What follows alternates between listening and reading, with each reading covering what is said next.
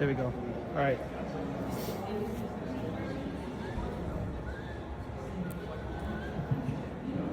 All right. How you guys doing? Everyone doing good? Good Thanksgiving? Awesome. Hey, so this is session 2.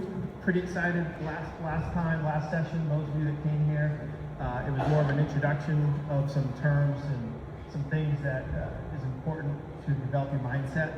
And today is going to be another exciting one.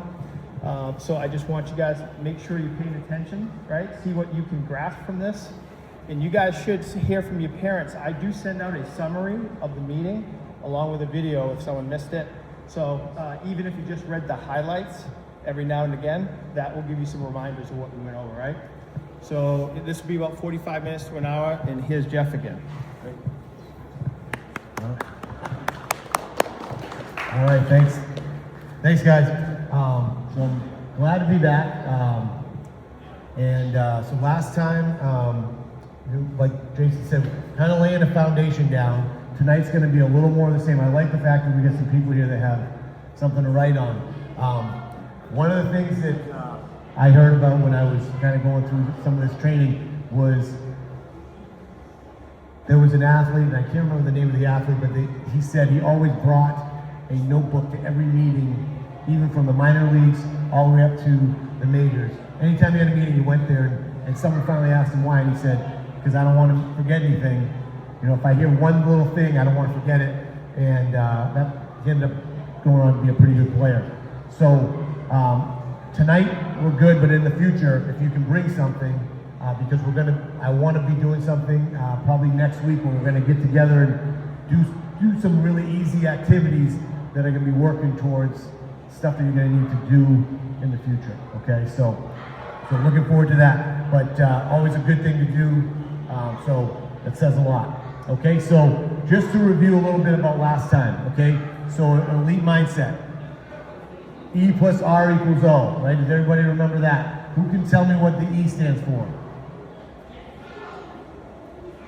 Yeah, just say it. Don't know, all right, it's okay. What does E stand for? Event, right? So the event is what happens to us, okay? That's the stuff that's out of our control. What's the R stand for? Response, okay? Now remember, it's really important to make this distinction. We want to make sure it's response, not react. We want to respond to stuff. We want to be in control. So E plus R equals O, so that outcome is the O. So if we know we control 100% of that response, we can make a pretty big influence on that outcome, okay? When we don't realize it and we start to react, the outcome gets we influence that outcome in a negative way. And we want to make sure we're always staying in control. Okay, signal lights. This is a big one, okay? And this is the one we're going to continue to come back to. But signal lights, when we're in green, we're going, right? We're good. Everything's good. We're smooth. Everything, those are the days everything feels great. Okay, you're not worried about anything. When we get to yellow, okay, that's when the doubt starts to creep in. Okay, bad call by the ump. Made a couple errors, struck out, okay? Getting annoyed at a teammate for something, or maybe the fans. When you start to feel that stuff, guess what? You're not in green anymore, okay? You're starting to dip. So, we gotta be aware of that. So again, this is all about self-awareness.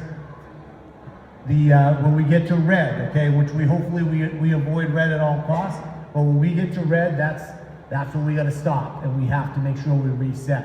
And we're gonna talk about that. Next week, we're going to work on that routine all together.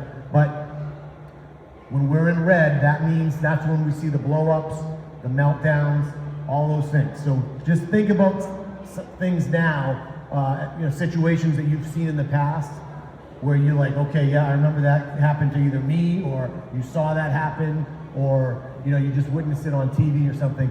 You can say, okay, yeah, that was definitely a red light situation for that person. So just remember that stuff, okay? The next one is, I talked about it quickly, but this has to do with our confidence, okay? And I'm gonna do a whole thing on confidence later on, but BFS, okay? B is our body language, all right? Body language, remember this term. We've gotta be 10 feet tall and bulletproof. That's how we have to imagine ourselves. Okay, something happens, we have to make sure we are consistent, with our body language. We control our body language. As much as we don't want to, or as much as we want to react to what happened, we need to respond properly and make sure we have good body language, okay? Strong body language, confident body language. The F stands for focus, okay? Focus is what's happening right now. We have to remember to stay in the present moment. It's the only thing we can control. Today, I always say this, today's the most important day of your life. And why is that? Because this is the only one we can control. Same thing with that moment when we're in a situation, when something happens, we need to say to ourselves what's important now and then make the next best decision.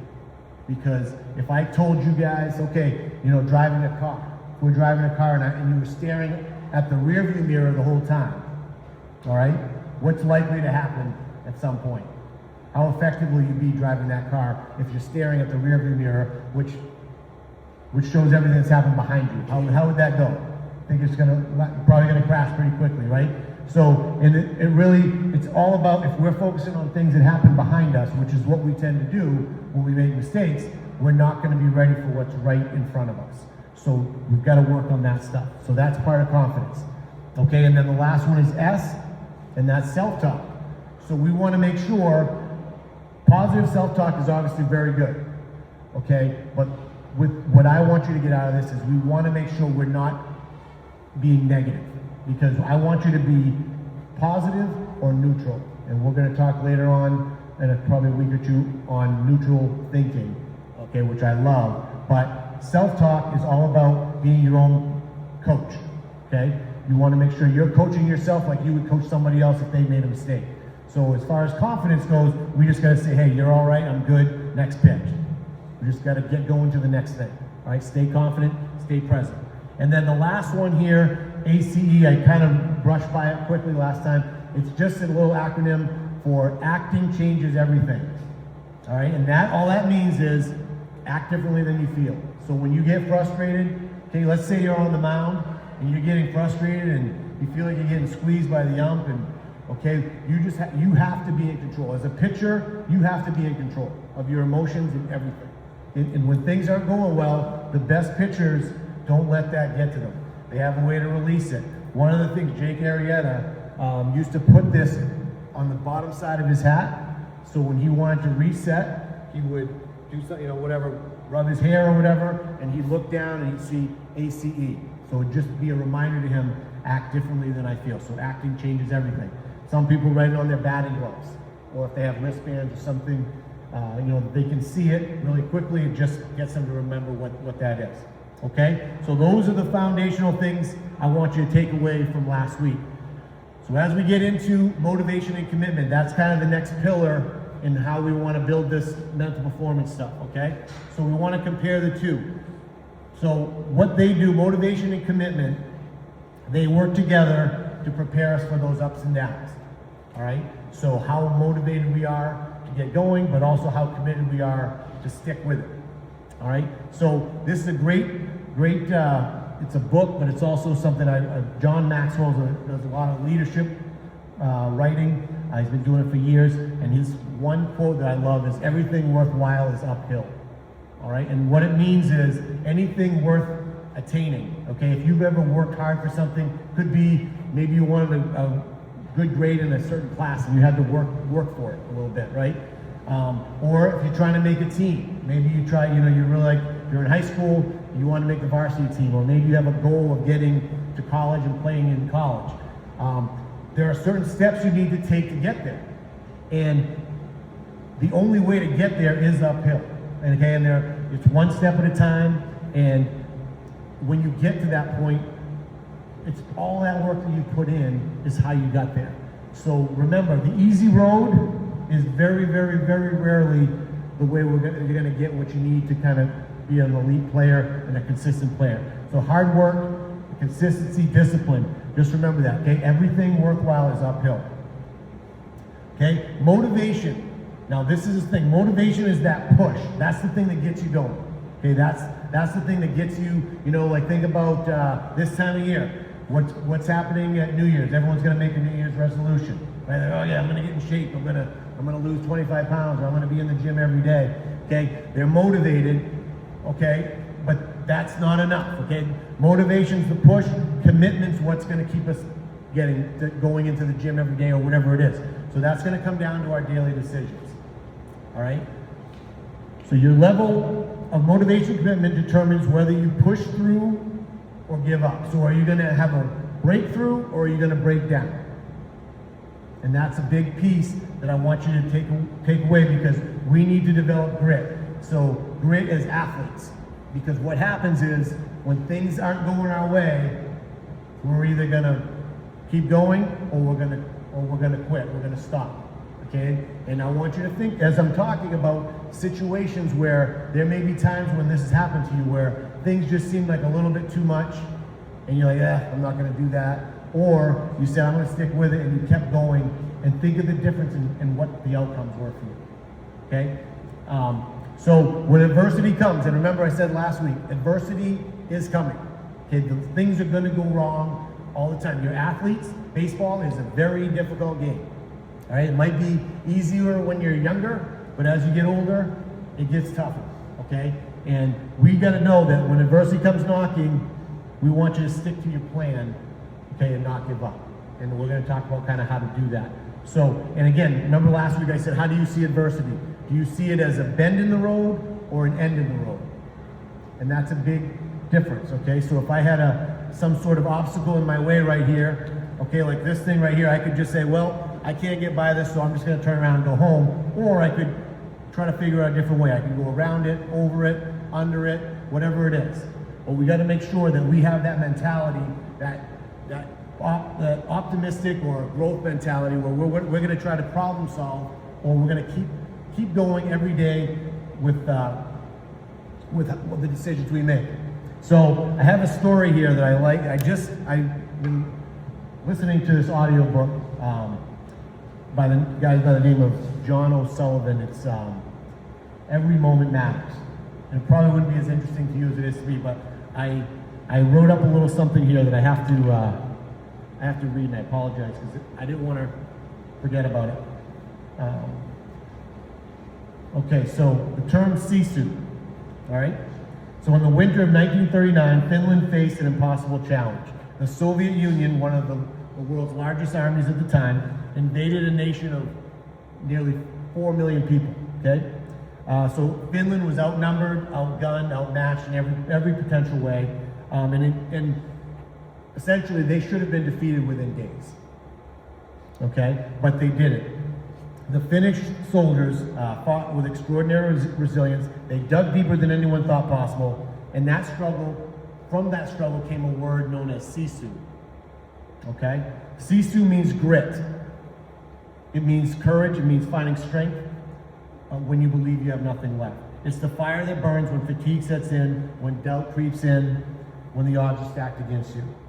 Now, think about your game, okay? Think about you as an athlete. Think about that moment when you've been exhausted, when the scoreboard isn't going in your favor, you get a bad call, the pressure feels overwhelming. Okay, that's when sisu shows up. That's when you discover what you're truly made of. So winning the day, okay, and that's what we're trying to do with motivation and commitment. Okay, we're trying to win the day. Winning the day is about discipline. Okay, the habits that you build every morning, every practice, every rep. Okay, but sisu is what carries you when those habits get tested. It's the mental edge that says, I will not break. So when you step onto the field or into life's challenges, whatever it is, remember Finland, remember the word sisu. And when you feel like you've hit your limit, take one more step, okay? Push for one more play for the next pitch, because that's where greatness lives, okay? And I heard this morning, so that's why I had to read it, and I thought it was really perfect for what we want to talk about today, because that everyday battle that we go through to stay committed to something, that's the difference, okay? And I know I mentioned Kobe Bryant last week a little bit about something, but he used to get up at 4 a.m. every morning to do his workouts, okay?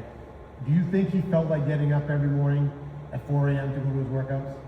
Probably not, okay? That's that fight that we all go through anytime we're starting something or we're getting committed to something. But he just showed up. Okay, emotions are really powerful. Okay, and they can control us in ways that we just can't fight. Okay, unless we know what we're doing. He chose to take action and let his motion change his emotions. So just remember, if you have a situation where, like, I don't feel like going to the cages today, just show up.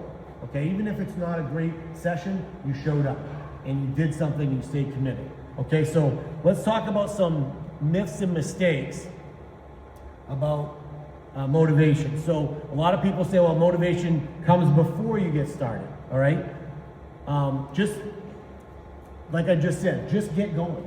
All right, you can't wait for motivation to be there to start doing something. Okay, this is a great term that I love. It's the start that stops most people. And this goes through anything in life. I will say this, even with me doing this stuff. Okay, I've been into this for a long time. It wasn't until 2 years ago that I finally said, hey, Jeff, maybe you should start doing something with this. Okay, I just kept stopping because I was waiting for that. Okay, I'm just gonna wait till everything's perfect and then I'm gonna go do it. And finally I just said, I just gotta jump in and go. And that's what happens to a lot of people. So just think of yourself when there's been times where you're hesitant, you're like, oh, it's not right, I better wait. More than likely, you just gotta get going. Okay, make it happen. Okay? Some people think, well, just write down your goals and success will be guaranteed. Well, that's not true because you need a plan.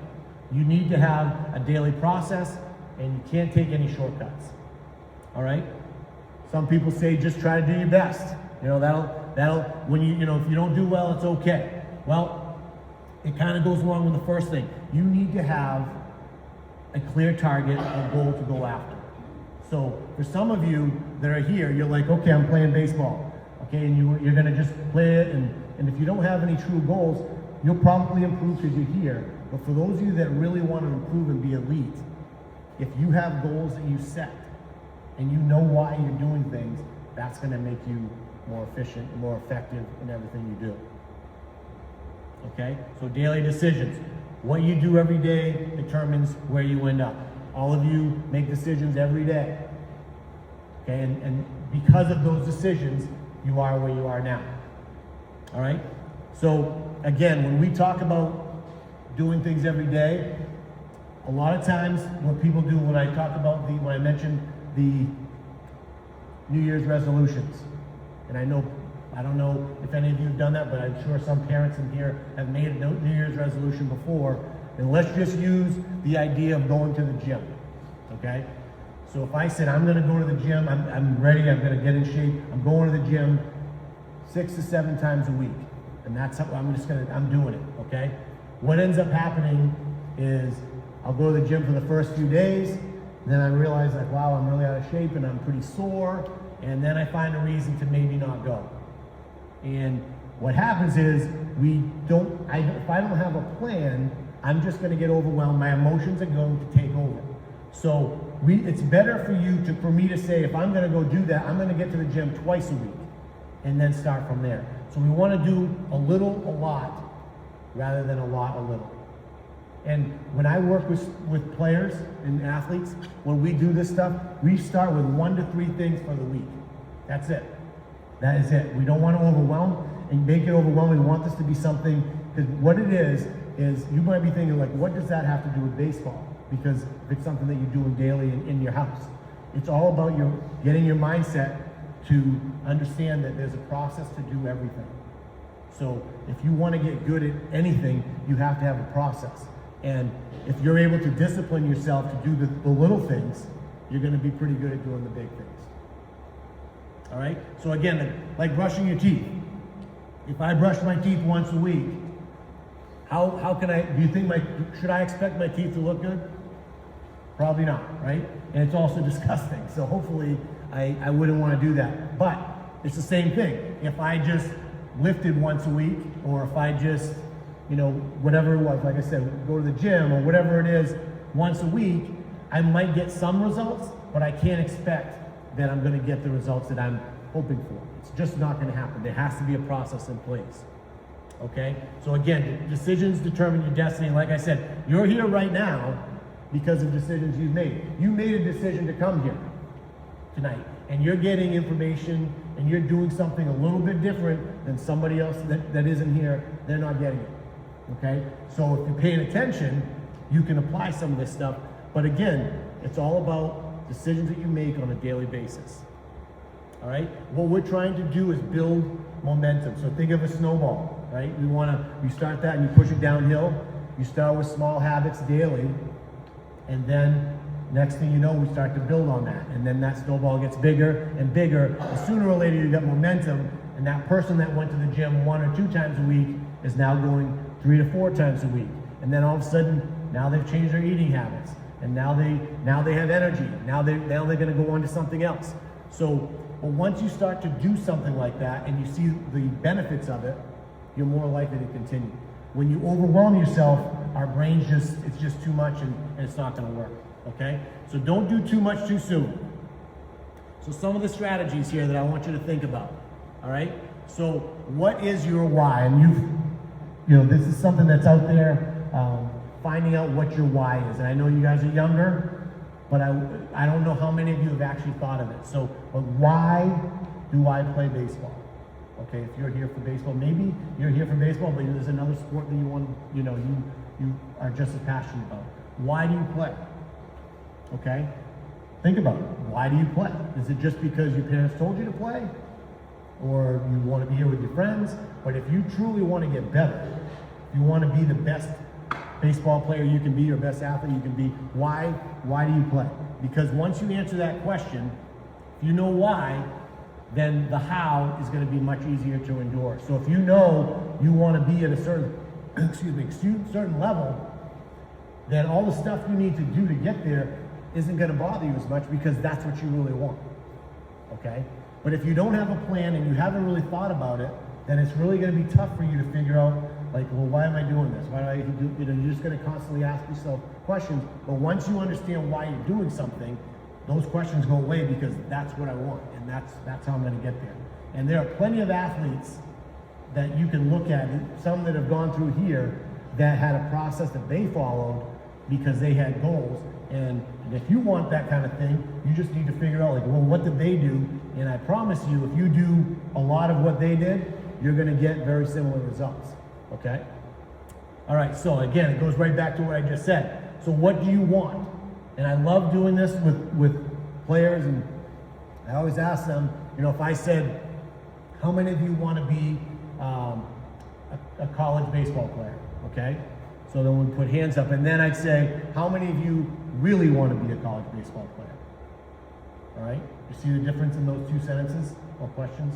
All right, so the first one is just how many want to be there, but how many of you really want to?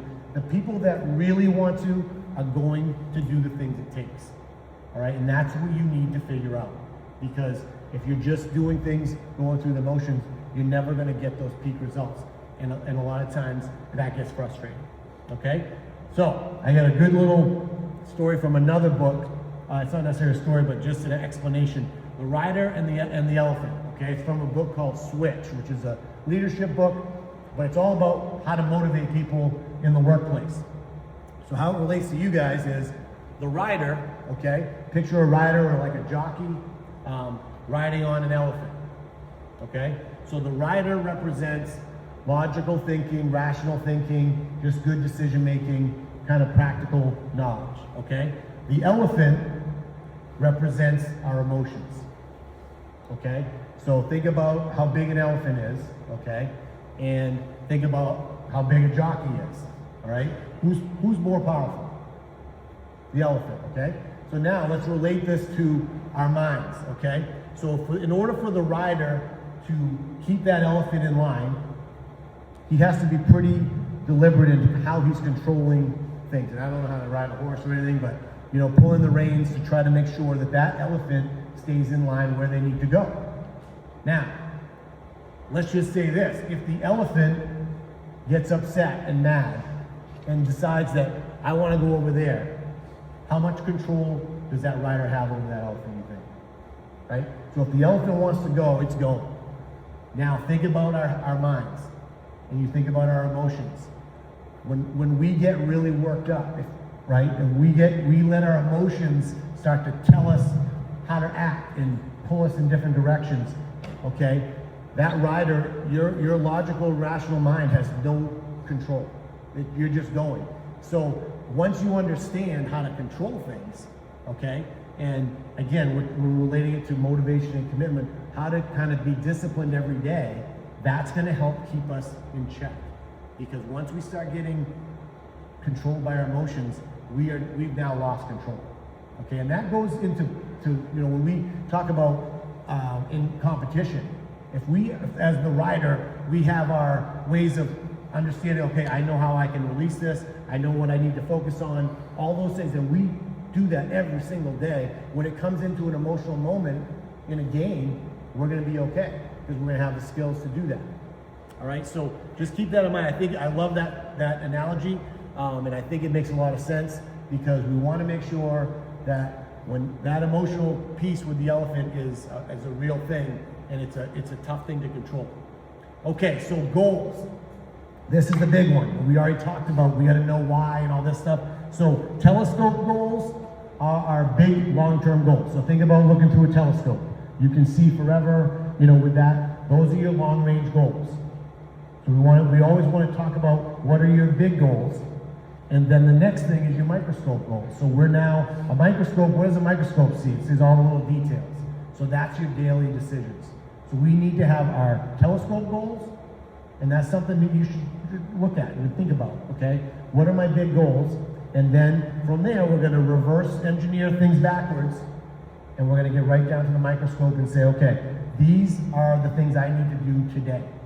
And then tomorrow, we're going to have goals, and we're going to do that again. So, and again, right here, it says today plus today plus today plus today equals your goals, your final goals. Okay, so that's how you have to approach it. Nothing comes quickly. Okay, we have to look at that. When you go, I've done this with players. When you go to school tomorrow, okay, if there's a staircase somewhere, don't skip it. How many of you have skipped a step when you're going up the stairs? Right? We all do. I do it even now. Okay? But what I want you to do is be intentional about this. Try to do this till the next time I'm here. Okay? Don't skip a step. Just take one step at a time when you're going up the stairs. Okay? And if you're with someone that's here tonight, you see them, say, hey, don't skip a step. And make sure you don't do that. Okay? It's just being intentional, and it's a good symbolic way to understand, to remind yourself, hey, I got to make sure I'm following every step of the way till I get to it, because I have goals that I want to be that kind of player. Okay? And then the other one is vision boards. And this is something that you could do at home. It's been really effective. You think when you're younger, you make those collages and things, and I'm not an artsy person at all, but I've seen this become really effective with some athletes, where you just create something at home on a piece of cardboard, put pictures of things that you want, okay? It could be, like I said, it could be college baseball, it could be this, could be that, but put it all on there, okay? And it's for you. And I always say, create something like that. It could have motivational statements, it could be your favorite teams, it could be whatever it is, okay? Maybe it's a college you want to go to, but you put that somewhere in your room, let's say, and I've had students who, I said, you know what, when you close your door at night, put it right on the back of your door, so it's the last thing you see at night, and then it's the first thing you see in the morning. And it just reminds you, this is what I want, this is what I want, this is what I want. So again, giving yourself direction so all this other stuff makes sense, right? So all these things that you're doing, it's for a reason. Okay, so I want you to, I'm gonna play, it's a really quick clip, and I think did it work okay the last time with the voice? Okay, it's really quick.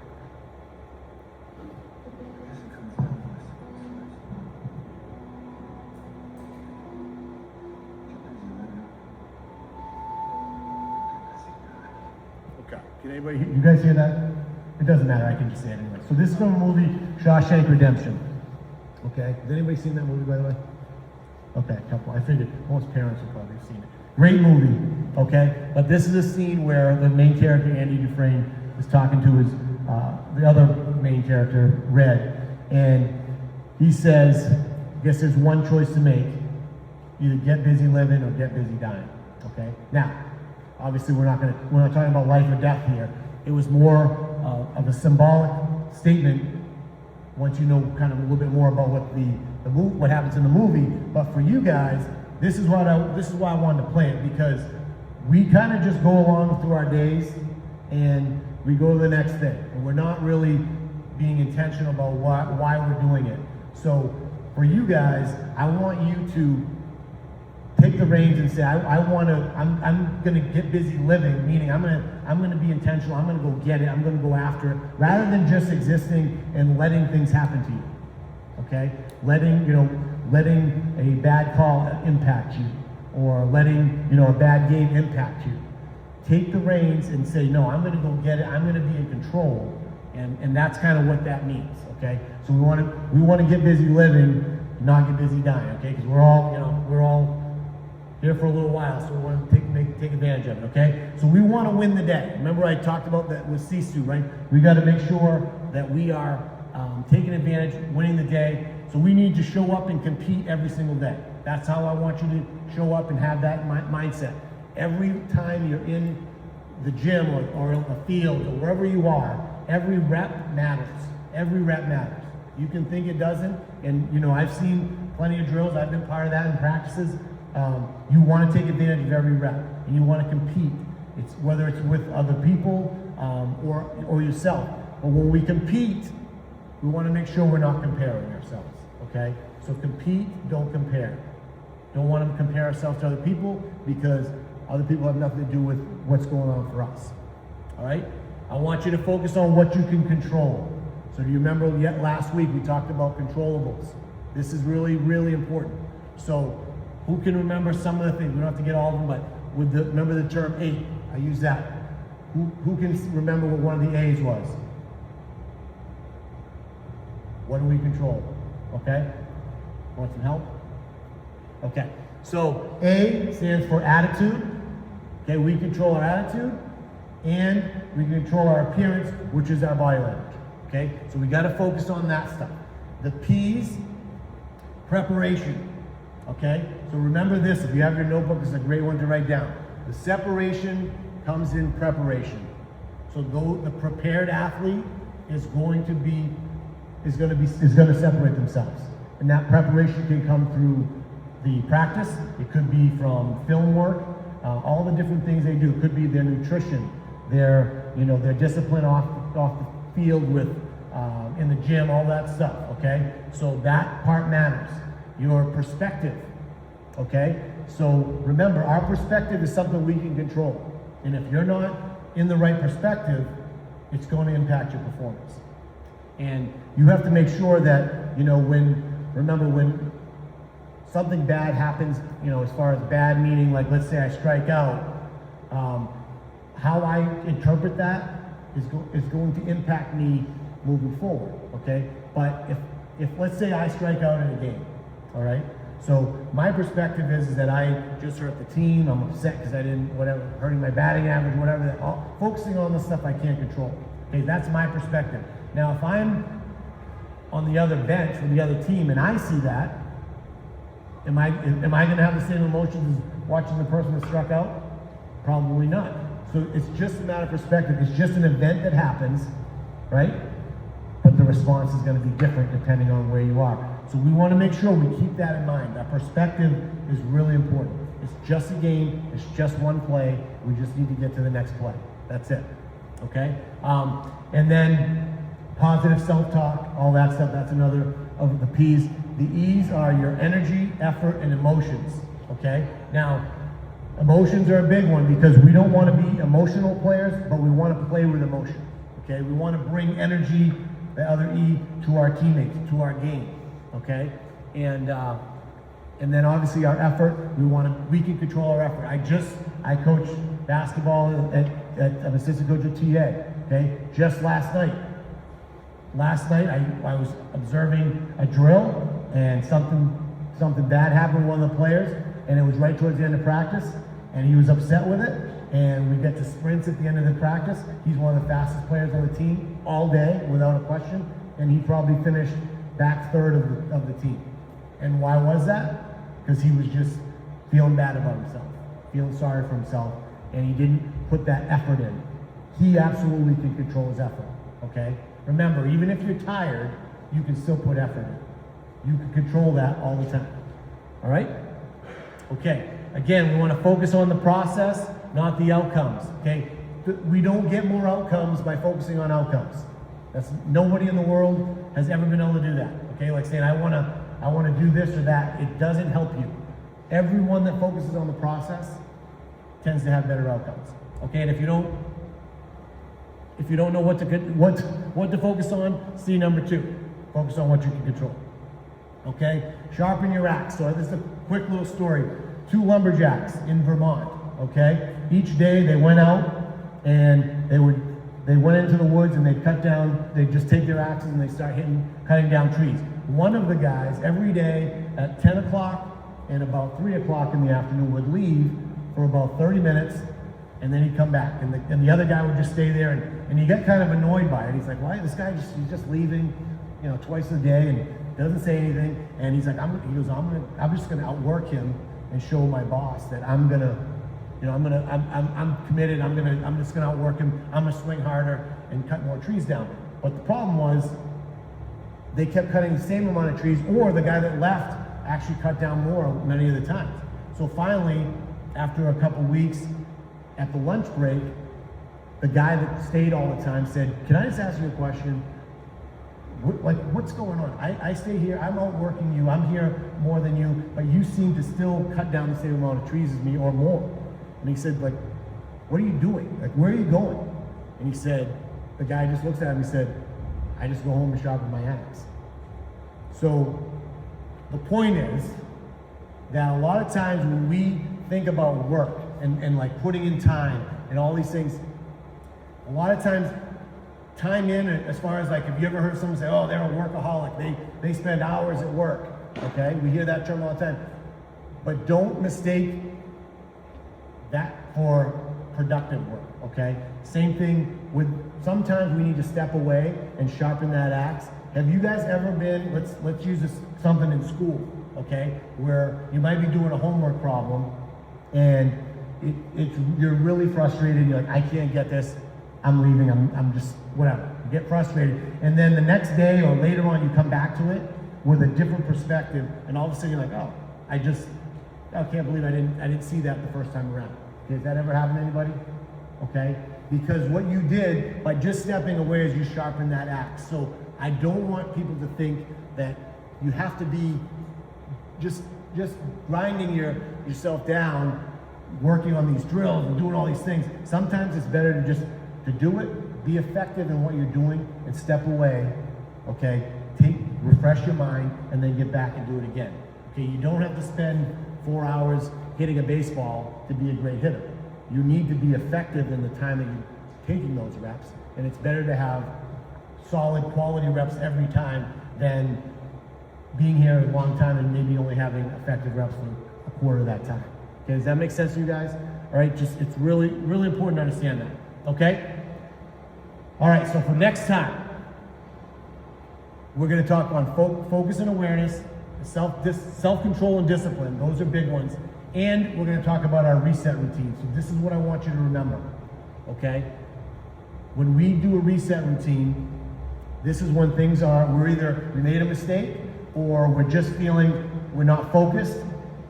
And everybody needs a reset routine. It's not just about mistakes. It could be when you start to get a little frazzled and you just need to kind of reset yourself, reset your mind before a big game or whatever it is, maybe even a test.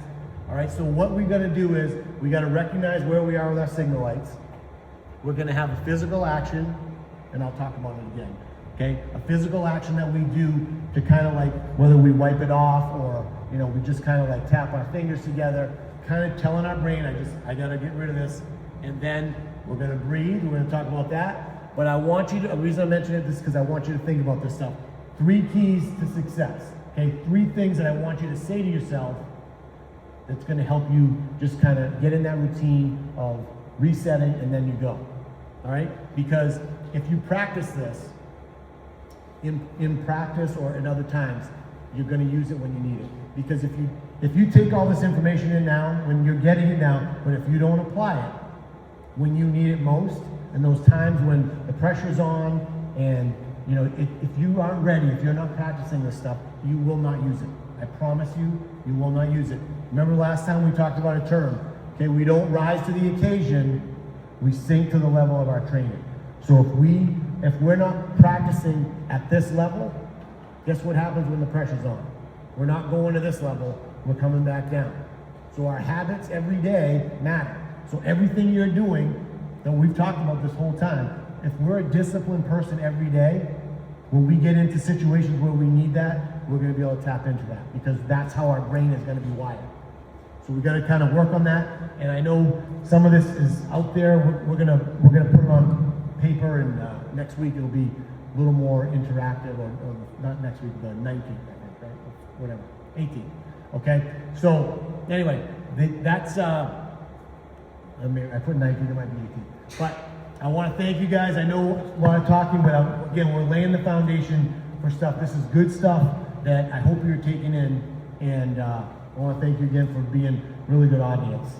So we'll see you either the 18th or the 19th. All right.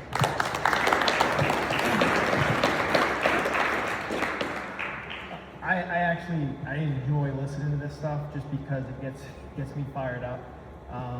And the reason I had the Kobe Bryant thing, that there's a lot of videos on that, and he actually describes the reason why he got up at 4 a.m. is to get more practices in throughout the day. That's why he did that. His analogy was most good players are practicing twice a day. Well, if he got up early enough, he could squeeze in 3 or 4, and he went through all that stuff. So daily habits matter, and what you do each and every day is gonna dictate kind of how successful you are, not just in baseball, but in school, right? And once you get done school, you get this job thing you gotta get, and it's not an easy thing, and you're gonna have failures. So I'm glad you guys are getting this information, appreciate it, and we'll be back in a couple weeks, okay? Thank you guys.